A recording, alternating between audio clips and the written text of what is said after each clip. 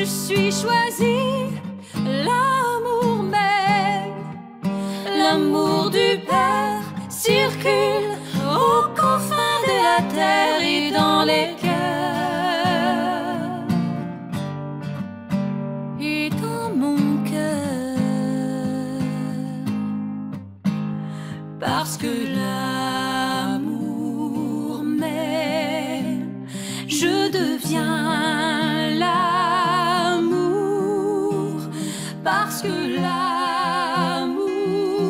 même, je deviens l'amour.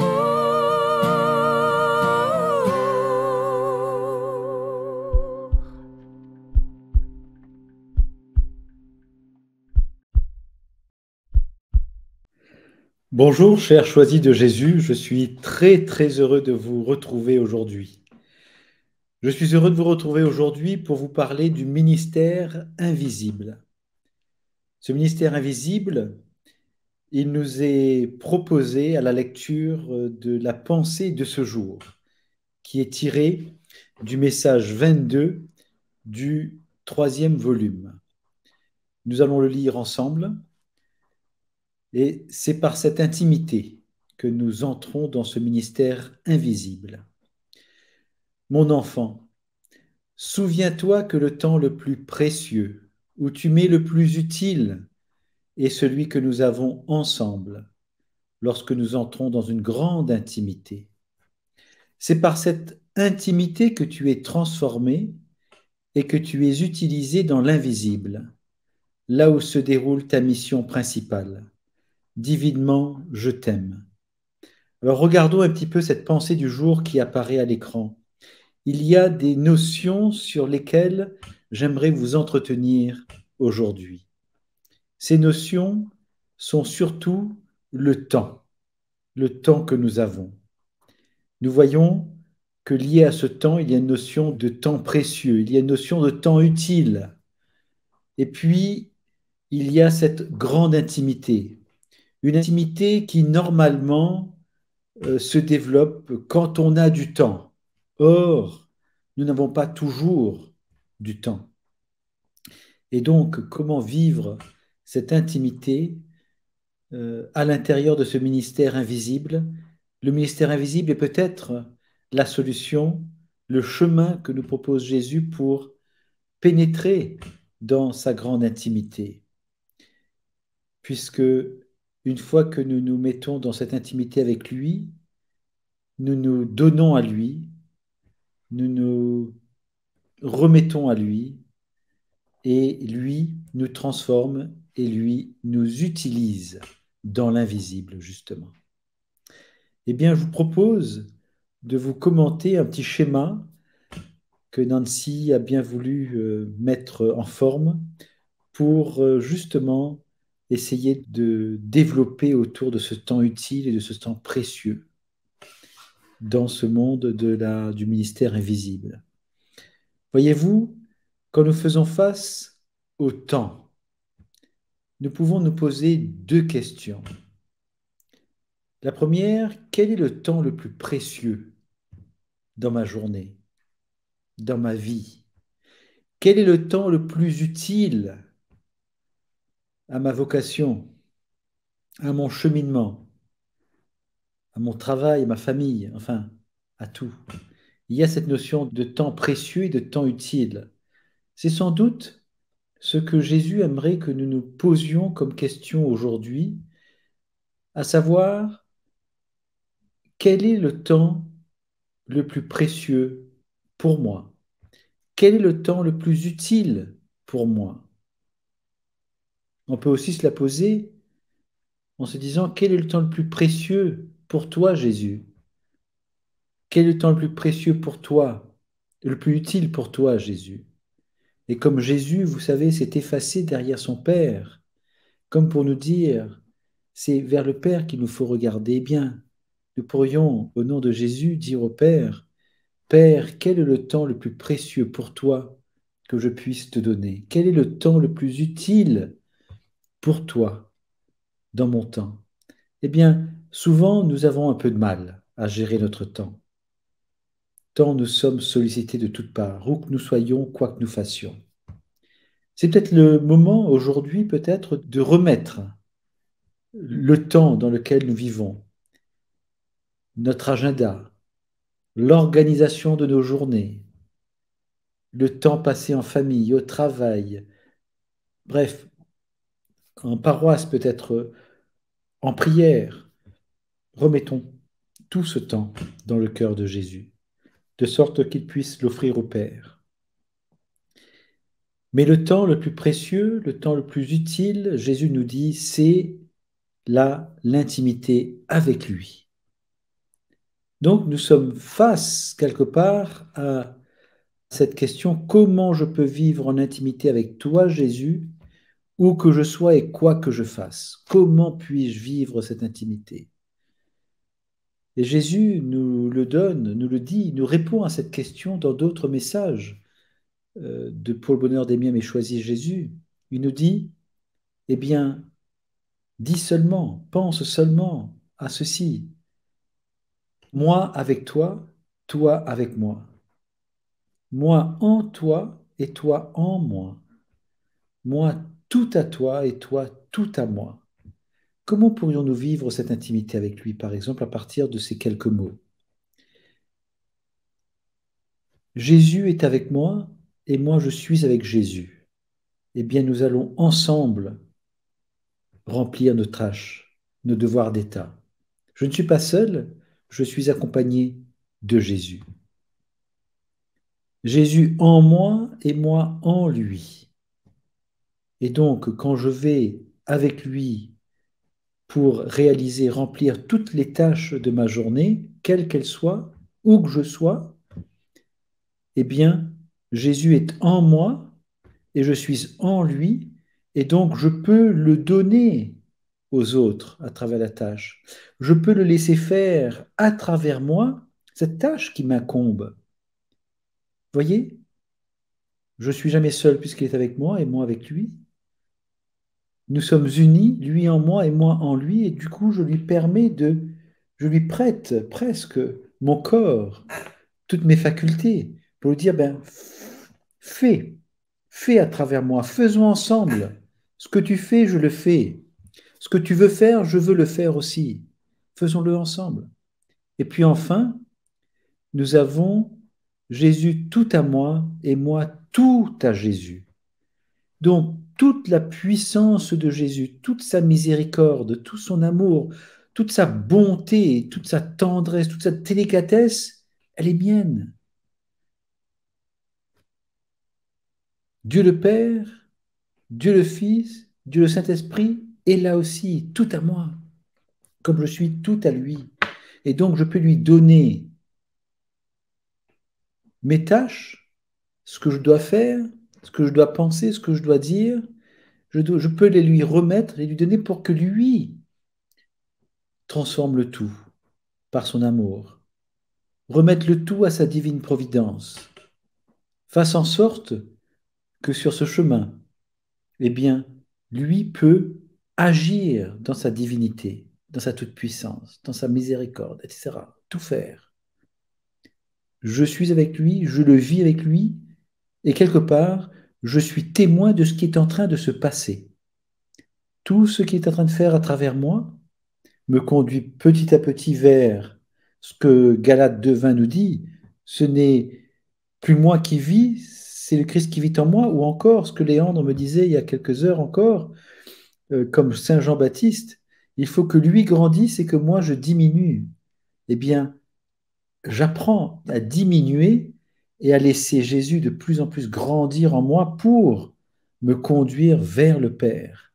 Comme il est dit dans Éphésiens 1,4, où Saint Paul nous dit que dès avant la fondation du monde, le Père nous a choisis dans le Christ Jésus pour être saints et immaculés devant lui, devant le Père, dans l'amour. Donc Jésus va nous conduire devant le Père en nous sanctifiant, en nous purifiant, en nous rendant immaculés même, si nous lui donnons la permission de le faire, même si nous n'avons aucune idée de la manière dont il pourrait s'y prendre, lorsqu'on regarde qui nous sommes, comment nous vivons naturellement. Donc, voyez, l'intimité avec Jésus peut se vivre où que nous soyons et quoi que nous fassions. L'amour, et lorsque nous sommes justement dans cette intimité avec Jésus, eh bien Jésus, non seulement fait tout à travers nous, mais il en profite pour pour permettre à son amour justement de nous transformer, de me transformer en m'utilisant pour des missions dans l'invisible, alors même que je suis affairé à des tâches concrètes, visibles, visibles par moi, visibles par ceux et celles qui gravitent autour de moi, alors même que je suis dans, dans cette mission visible, eh bien, son amour opère en moi de telle sorte que, opérant en moi, me purifiant, il prend la place de ce qu'il purifie, du vide laissé par sa purification, pour commencer à agir dans l'invisible. Que se passe-t-il?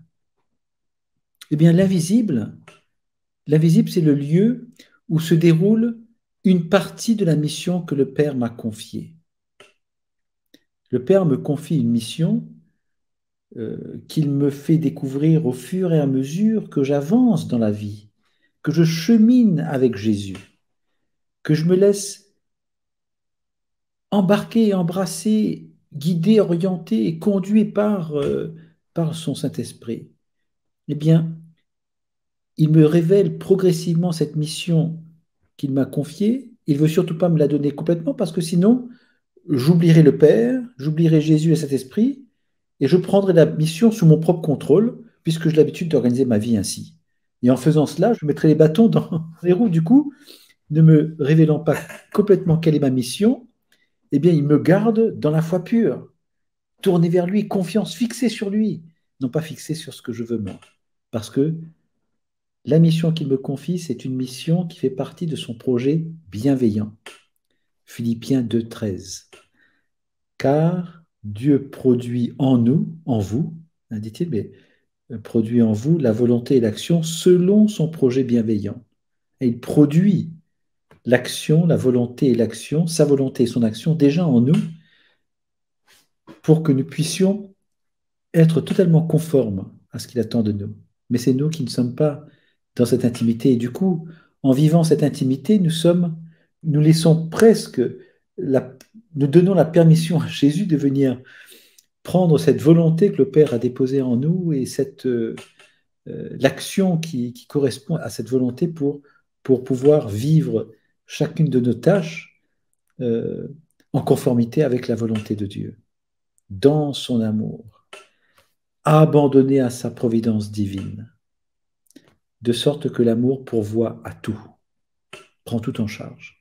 Donc l'invisible est ce lieu où Jésus va nous utiliser pour aller rejoindre une multitude de personnes qui gravitent autour de nous, mais aussi qui peuvent être très loin de nous, dans le monde entier.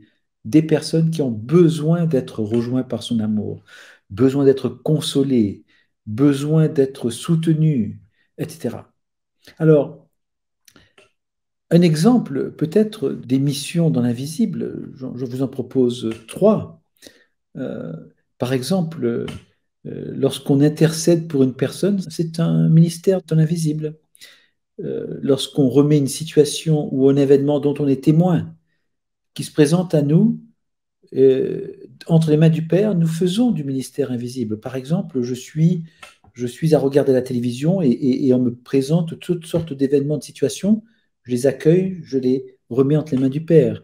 Je suis en voiture et je me rends compte qu'il y a un accident qui va se produire ou qui s'est produit. Eh bien, j'accueille cet événement et je le remets entre les mains du Père, etc.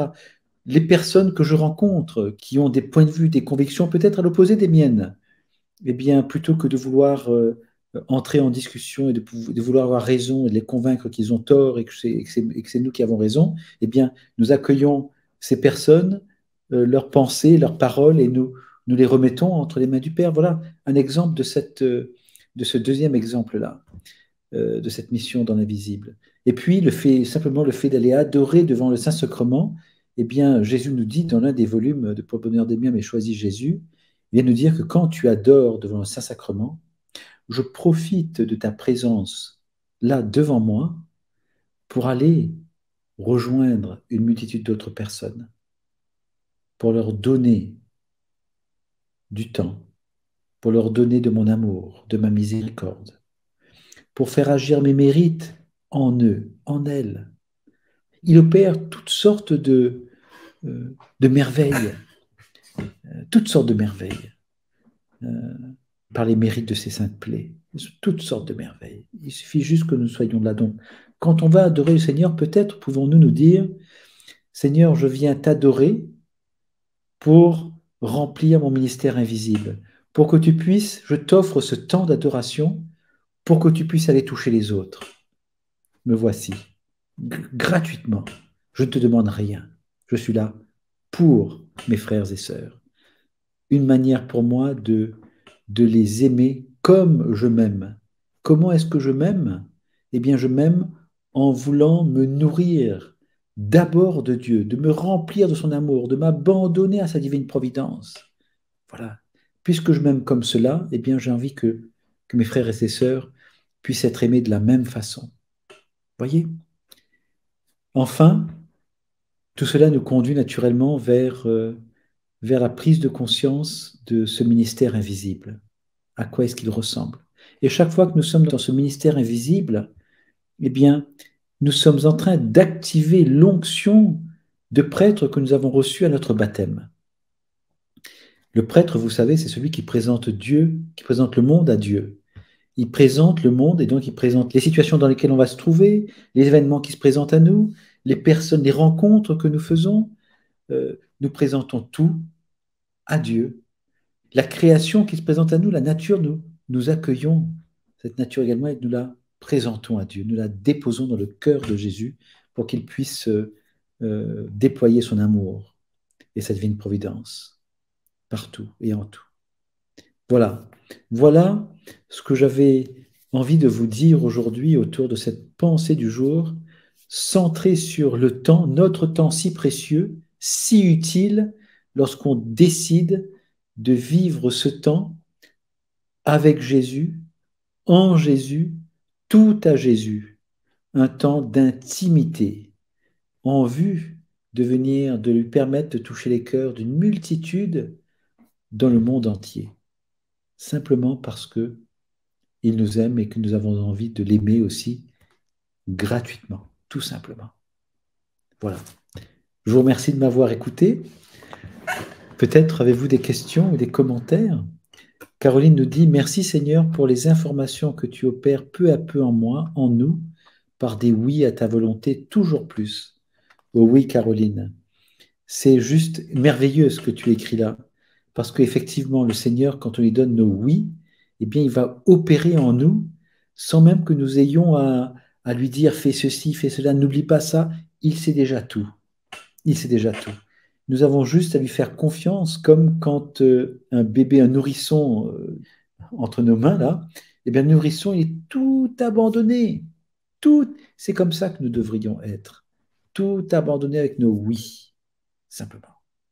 Merci, Caroline. Saba nous dit « Belle soirée à tous choisis de Jésus dans la grâce et les bénédictions de Dieu. » Eh bien oui, Saba, je m'unis à ta prière en invoquant les grâces et les bénédictions de Dieu sur chacun et chacune d'entre nous, mais également sur chacun et chacune des auditeurs, auditrices qui vont regarder cet enseignement peut-être plus tard, demain ou dans les jours qui viennent. Demandons au Seigneur de venir toucher nos cœurs, leurs cœurs, de façon à ce que le désir de cette intimité avec lui grandisse en nous et fasse en sorte que nous vivions notre ministère invisible autant peut-être, sinon plus, que notre ministère visible lorsque le Seigneur le décide. Merci à vous. Je vous donne rendez-vous la semaine prochaine pour un autre enseignement. La semaine prochaine, ce sera la dernière fois que nous nous verrons en live avant cet été qui s'en vient. et j'en reparlerai la semaine prochaine. En attendant, peut-être pouvons-nous terminer en répétant par 3 fois, comme à notre habitude, parce que l'amour nous aime, nous devenons l'amour. Parce que l'amour nous aime, nous devenons l'amour. Parce que l'amour nous aime, nous devenons l'amour. Amen. Je suis choisie, l'amour même, l'amour du Père circule aux confins de la terre et dans les cœurs et dans mon cœur, parce que l'amour m'aime, je deviens l'amour, parce que l'amour